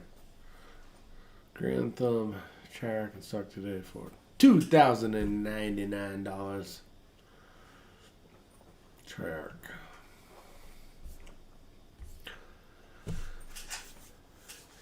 You stick with a few manufacturers so the specs is close. Manufacturers have different specs and tolerances. Stacking can bite you. Yeah, I can tell you all about that. If you don't believe that, check magazine well tolerances. They vary so much between H&K and LWRC and LMT. They vary all over the place, and that's why some of them are very magazine specific on how they... It's that flannel shirt that made him famous. Yeah, he does. No undershirt too. Yeah, but he says he has a Daniel Defense Mark, the M4 V1, shoots everything, from 223 55 grain to match grade 77. They're great rifles. I'm never going to say anything bad about Daniel Defense, except they're expensive. They are, but they're worth it. Yeah, they're gonna run. But that was a great question. Great question. All right, ladies and gentlemen, boys and girls of all ages. Tomorrow night, just to kind of bring it all back to the start of the chat, we're gonna have Chris. Oh, you know what? Let me do one thing because I think you guys would find this interesting. Hold on. I'm not going to say his name.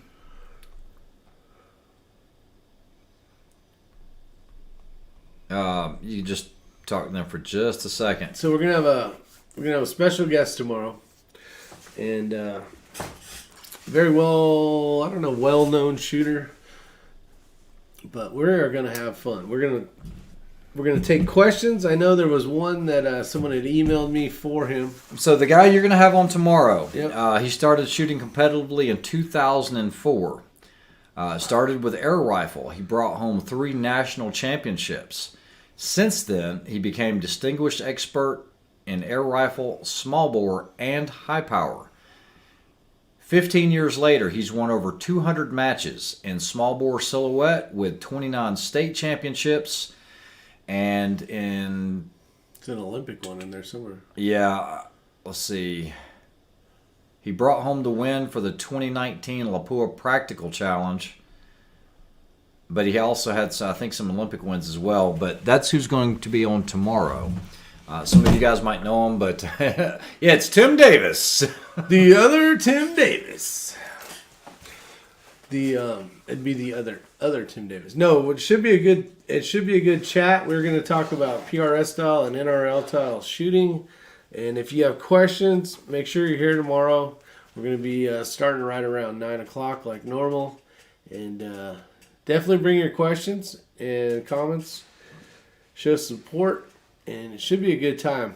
I'm going to make a list of questions for them. And then obviously the ones that you guys have sent me in an email form. And then also the ones that you put up here on the comments section. But if you do have a really specific question that you want to ask a professional shooter, send me an email so I can make sure it gets on the list. Because the ones in the comments as they're going, it's really tough to try to keep up with it, and I don't want to miss it. Yeah, Charles says you should have Scott Satterley on here. And Scott Satterley was actually one of the ones in charge at the PR. No, what was it? I know Satterley. I'm trying to think when we did the Hornady. That was not Satterley. I'm trying to think of his name. That was Brian Marks and oh crap, I can't remember the other one. Either way, but yeah, that would be good. Start getting some guys on. Yeah, I would love to. Charles Tippy, I think he knows. Charles knows. We'll see you, Sheball Siki. Thanks for all the snacks. Sheball, thanks for the snacks. They were great. And let Ray eat the rest of those ones. But if you do know somebody that shoots professionally and wouldn't mind jumping on the chat, be good to get some different perspectives and see what their thoughts are on different questions. So you guys have a wonderful night and take care, be safe, and we will see you tomorrow at 9 o'clock. See you guys. Night, everybody. See you, Otter.